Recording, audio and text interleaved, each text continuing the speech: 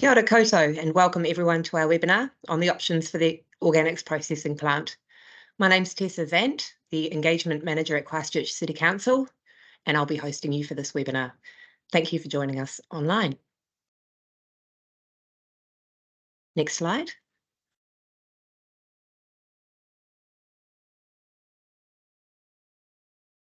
So the agenda for today, first I'll introduce the team and let you know how you can participate during this session. Then I'll hand over to our presenters who will run through a bit of a background on the plant, the odour issues, the options we're currently consulting on, and then I'll run you through the decision-making process. Next slide. So today you'll be hearing from Lynette and David. They're our subject matter experts. We also have Aviva, who is helping in the background with the slideshow, and she'll be noting any questions as they come in. Your mics and cameras are currently switched off, and we will answer questions at the end of the presentation, just so that we can keep the session moving. So to participate, you can ask questions in the Microsoft Teams chat, which is located at the top bar of your menu as a speech bubble. We ask that you please don't use the Q&A. If everyone can just ask their questions in chat, it helps us keep track of all of those as they come in. If you're not able to use that, you can email questions to letstalk@ccc.govt.nz, and we'll just be keeping track of those as we move through the session. If you are hard of hearing or if you experience any sound issues, you can turn on live captions. So that's where you have the captions across the screen. Just click on the three small dots above More at the top of your Teams screen, and then click on Turn Live Captions, which is near the bottom of the drop-down list. Hopefully the banner came up to let you know that this session is being recorded. This recording will be shared on our YouTube channel in the next few days, and I will be emailing you towards the end of the week, with a link showing you how to access the recording, as well as a copy of the PowerPoint slides and the questions and answers that have been asked tonight. I will now hand over to Lynette.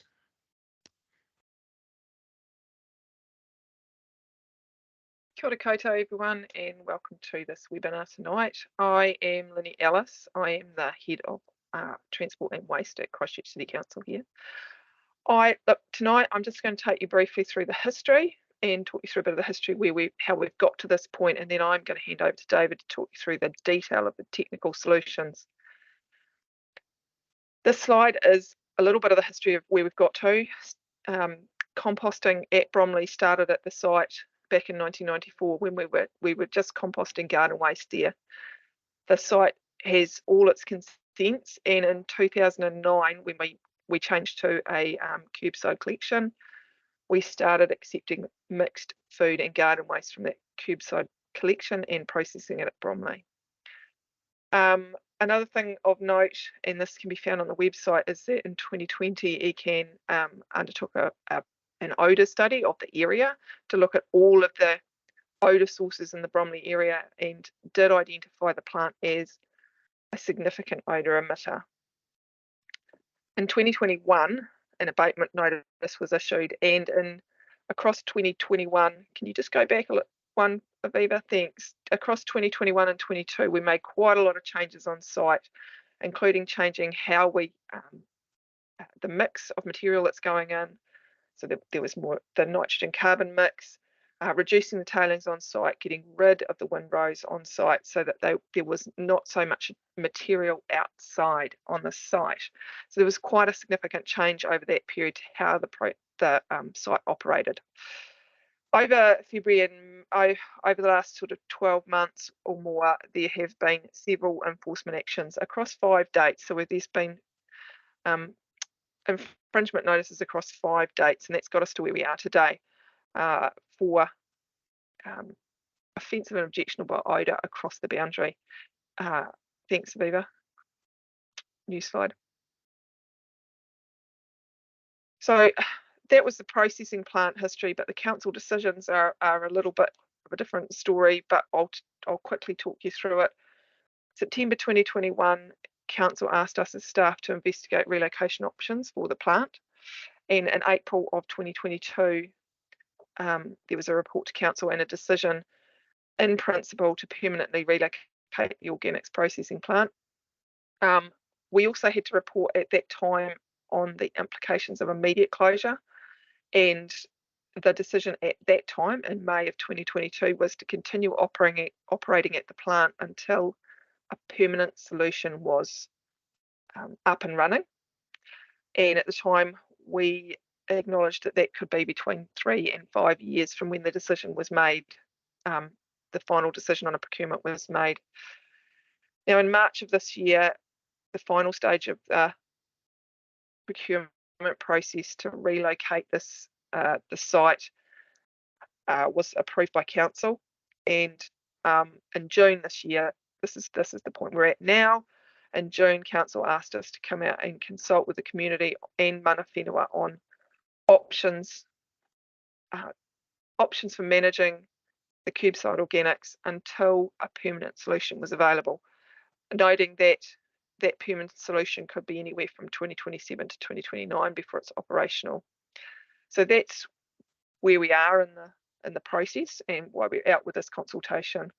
Look, just a point to note on the permanent solution is that the procurement is underway, and it is expected to complete in about the same time that we're coming back to report on this option, on this consultation, sorry. But none of the permanent options involve using council land. Thanks, Viva. So what we've been asked to come and talk to come and consult with the community about is, what do we do with the organic material that everybody puts in their green bin, and how do we process it? Each year, the plant at Bromley processes about 60,000 tonnes of cube-side organics. The nearby residents are telling us, and have told us for a while, that there are odours that are affecting their health and quality of life. So we have looked through all of the options, and there are 5 options that are in the consultation, and David will go through them in detail. There is no perfect solution, and so there is no one option that we could select that would be a silver bullet, I suppose you'd say. But basically, 3 of the options involve continuing to process at the Bromley site with significant changes. One is to take the material to Cape Valley directly, and one is to take it to alternative processing facilities. Thank you. Next slide. So we, as the staff team, went through and developed these three options from a long list of 23. There were 23 different locations and 20 different processing options that were considered. All of the options were assessed against the ability to reduce odour risk, the cost that they are, and the effect that they have on rates, whether there's a greenhouse gas emission and how that profile changes, and the alignment that it has with both national and local sustainability policies.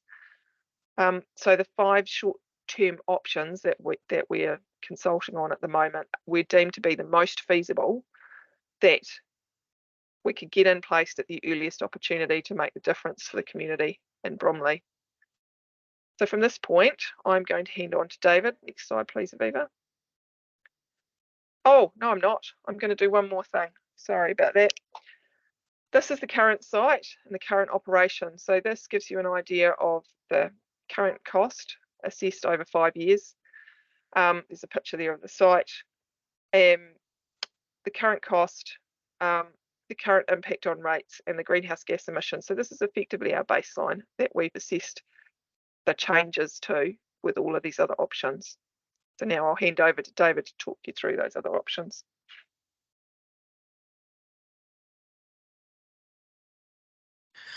Kia ora koutou, ko David Mercado. My name is David Mercado. I'm the contract supervisor for organics with Christchurch City Council, and I look after the current organics processing plant in Bromley. So following on from what Lynette has just talked about, I will walk through the 5 shortlisted options that are being considered as part of this consultation. Next slide, please. Option 1. So to kind of touch upon what's been talked about before. The reason for these 5 options is there is currently no perfect solution that can take all of the city's 55,000 tons of organics that are collected each year. So starting off with option 1, we have the flow chart there of how this would look operationally. So the organics would be collected as they are at the moment, and then processed or collated at a transfer station, loaded in trucks, and sent to an alternative or several alternative composting plants. Some keynotes to mention with this option is in the South Island, there is currently no operators that have the resource consent to accept all or even part of the city's organics. Therefore, this material would need to be transported to the North Island, where we've identified 3 composting facilities that could take part of the city's organics. So as detailed in that final paragraph there, the operators we've identified that currently could take some of the city's organics could take approximately 46,000 of the 55,000 tons. Therefore, the balance would either need to be A, sent to Cape Valley landfill, or B, processed at the existing plant. Next slide, please. So using the previous slide you saw, all of these options will be considered against the existing site, using that as a baseline with these different metrics that we've identified to assess the options. At the top and first and foremost is assessing the odor risk. For this option, we've deemed it medium. So this is based upon, as previously mentioned, the North Island processors can't take the full amount there, so there is the potential that some material would still need to be processed at the existing plant. And this involves material being temporarily stored outside, which external environmental consultants, Paddle Delamore Partners, have identified as an odor risk, and is something that we're working to mitigate as best as possible. As you'll see in the brackets there, the odor risk from this option does lower to nil once the processing at the existing plant does stop, and that's either A, that the North Island processors are able to successfully apply for variations to their resource consent to accept all of the material, or B, that balance is sent to landfill at Cape Valley. So with the different metrics, oh sorry, can I just go back one slide? Yeah, so we just have a breakdown of costs there, total cost. All of these figures are calculated over a 5-year period. The effect on rates expressed as a dollar figure and a percentage. Implementation time. So continuing the what I mentioned earlier about applying for the variations to the resource consents for the North Island processors. At this stage, we'd estimate that those to be late 2025.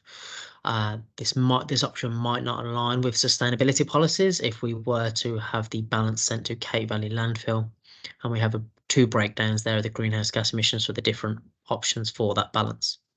Next slide, please. Option 2 is to send all of the material to Cape Valley landfill. So as you can see in the second paragraph there, this is where we send all our red bin waste, our refuse. It would go directly to landfill. The material would not be processed.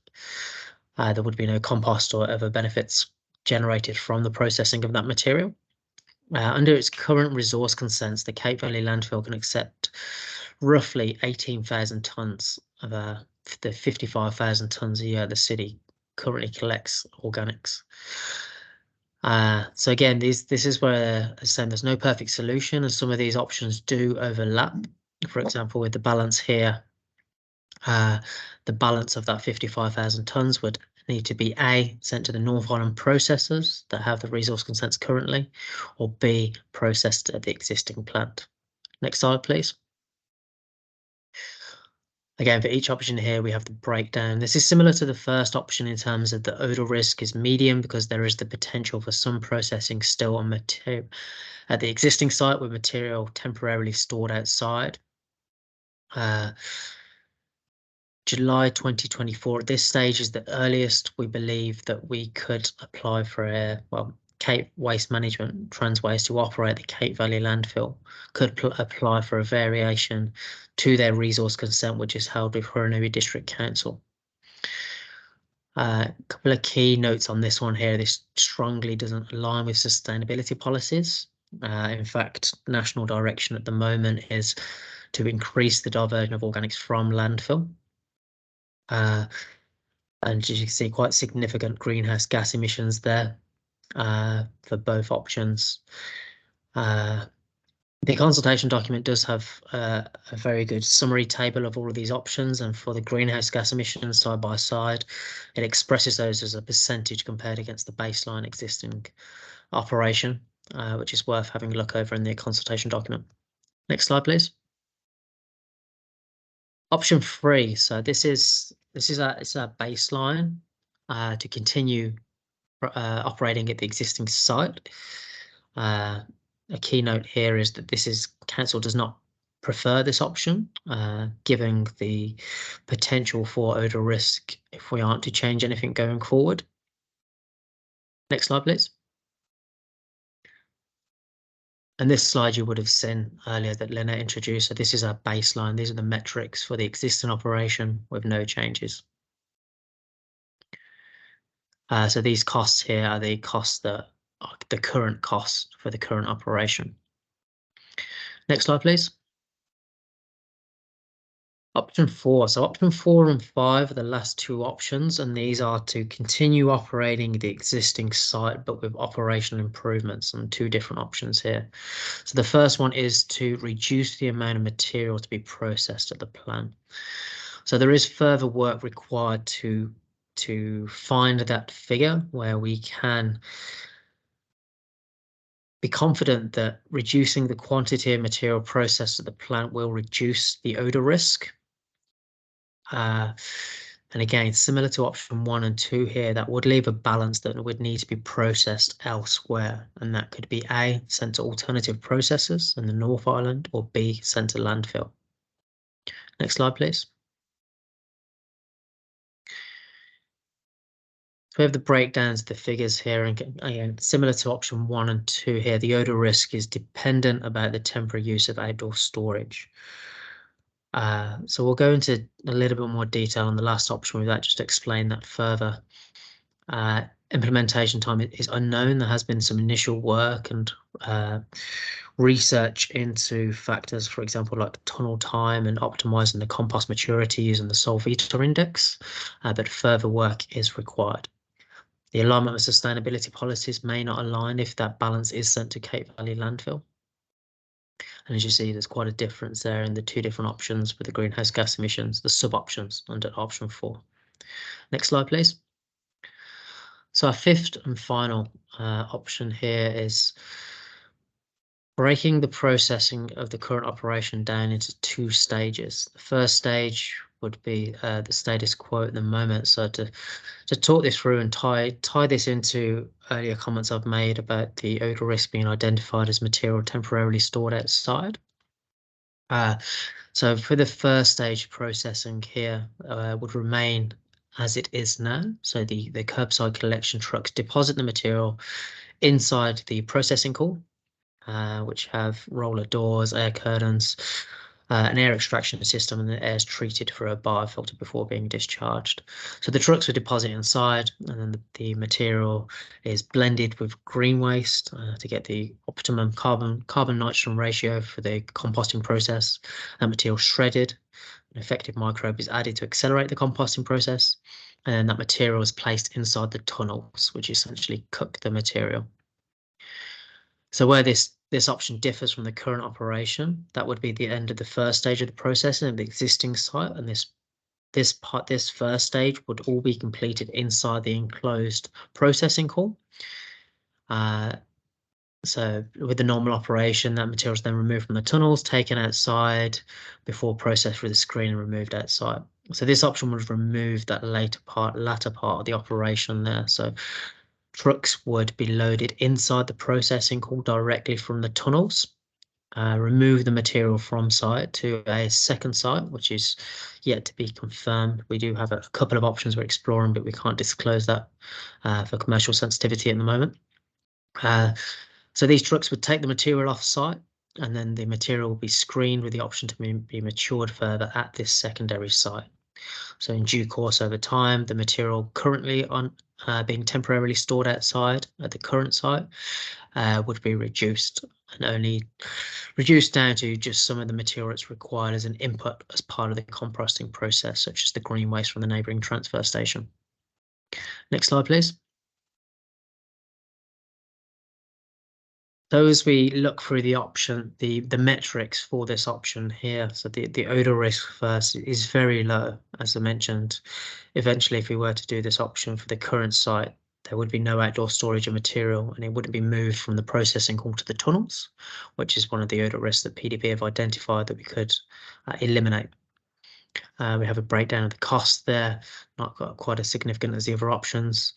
Implementation time, as I kind of touched upon earlier, so we do have 2 potential sites. We'll continue to look for other sites. There isn't a site that's ready to go that's consented.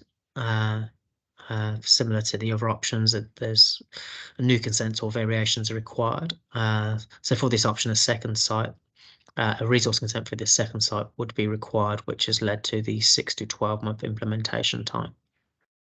This option is likely to align with the sustainability policies as we will divert organics from landfill, and we have a similar greenhouse gas emissions to the current operation.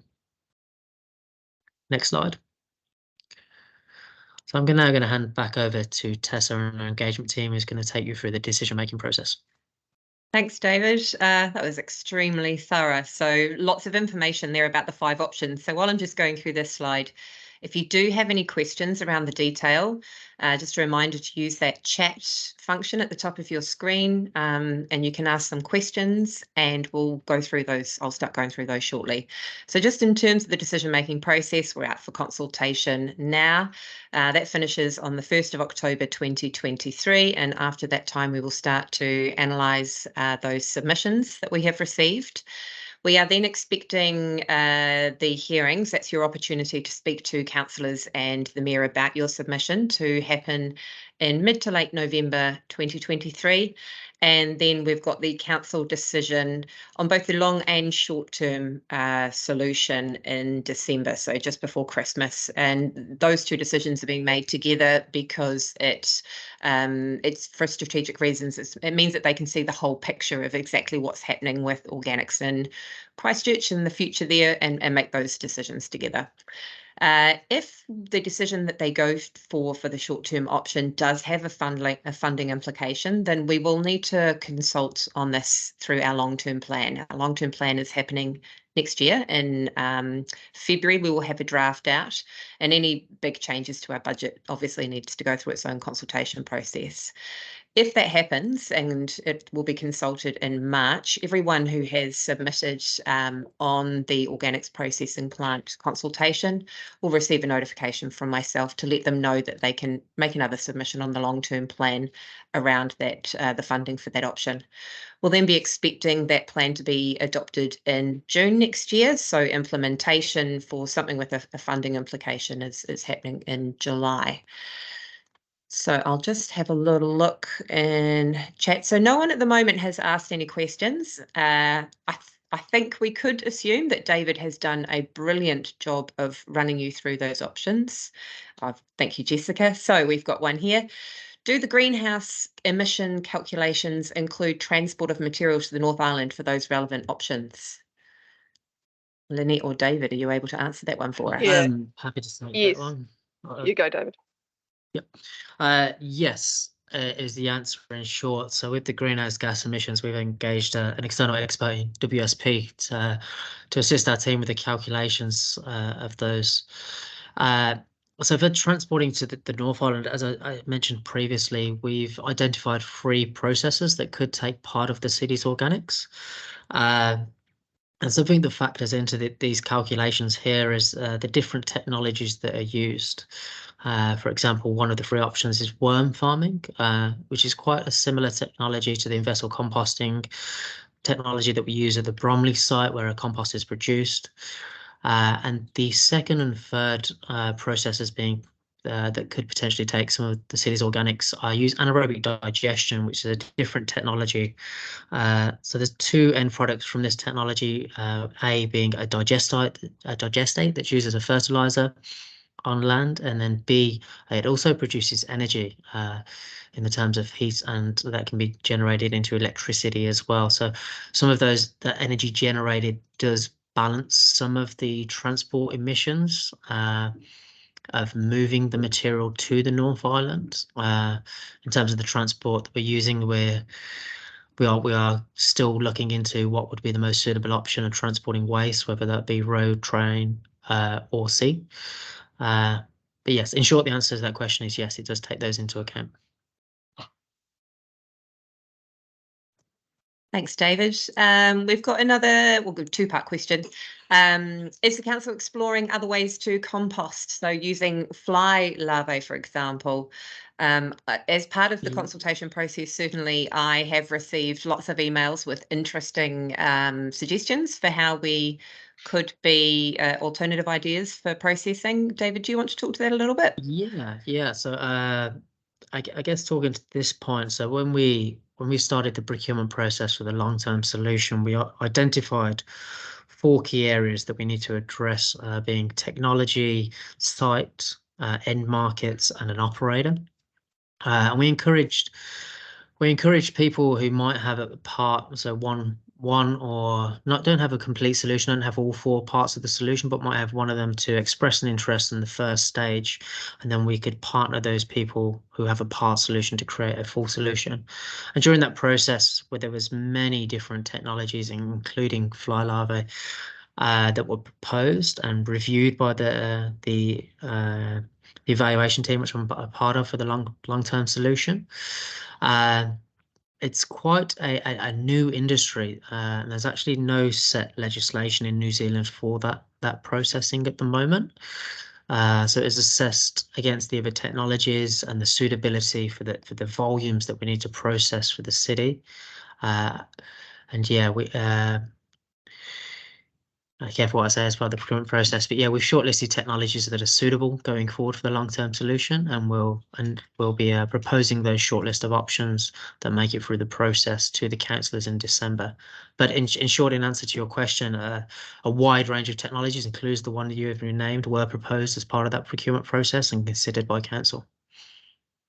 And this process is about the interim between the permanent solution and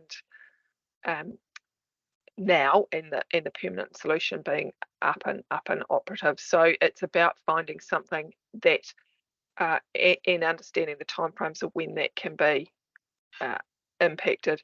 With regard to your second question, part of the question there, which talks about why are we not asking the community to reduce waste in the green bins by promoting home composting and all the rest, and by promoting home composting, there is work going on around that as part of our waste minimisation program as well, but it is only part of the solution, and we've talked through that. We're also looking at working with community gardens and others who want to up the level of compost that they create and generate.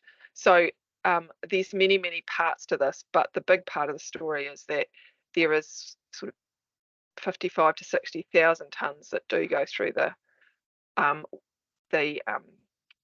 plant, and for a lot of people there isn't an option to reduce it. So that's why we're out there asking everybody. Yeah, thanks for asking that question, actually, Karen. And a lot of people are coming through the submissions process wondering about what we're doing around that kind of information campaign and marketing. And I think anything that we do, to add to what you're saying there, Lynette, it'll just support the bigger decision rather than be the solution. The solution in its own right, yes. Yeah. Any more questions? Get in quick.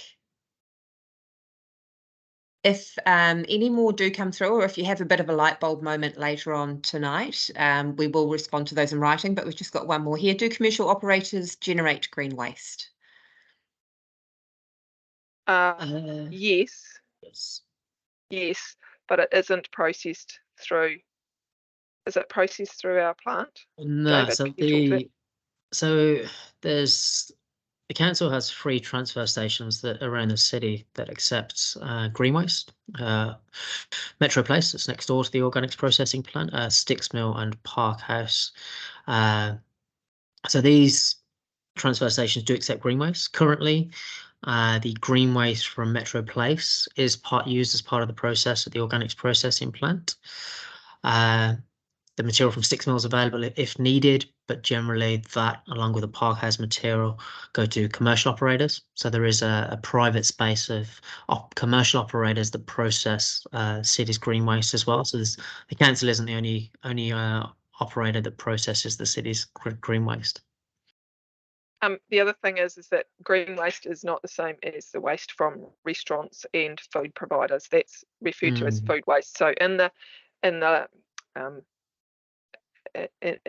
phraseology that we talk about FOGO, which is food organics and garden organics. So the green waste, as in garden organics, can be taken to the plants. What do food processors do? We don't take significant restaurant and other waste at the plant, do we? No, so touching upon what I talked about earlier, so at a national level, the government they're currently they consulted on a transforming recycling paper. One of the parts of that paper was to standardise national curbside collection, including organics, but also to container return scheme. And third, which addresses your question, is making it compulsory for businesses to divert their organics, their food waste, from landfill. So the government is looking to do that at a national level. It isn't a requirement at the moment. But there's also different types of commercial food waste, for example, pre-consumer, post-consumer.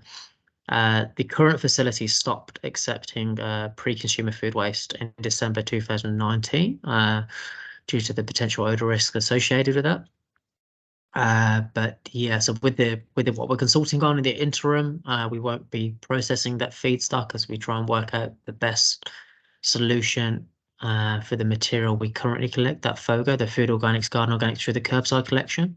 But as part of the long-term solution, we are looking to maximise that diversion of organics from landfill, and for the future solution to accept of course, with no odour, minimising odour, different feedstocks such as commercial food waste.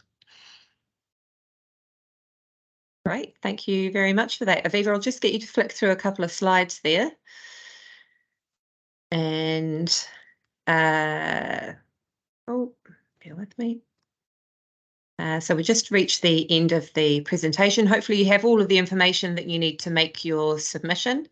You can visit our website, which is on the screen in front of you there now, letstalk.ccc.gov.t/organics. That's where you can find every document you could possibly want to read on the topic.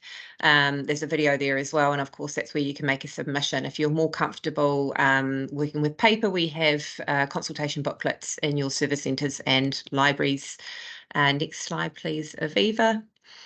So any questions, if you can't find a print document, if you have a question bubbling away in your head later on tonight or tomorrow, you can email me at letstalk@ccc.gov.t.nz and I will get back to you as soon as possible.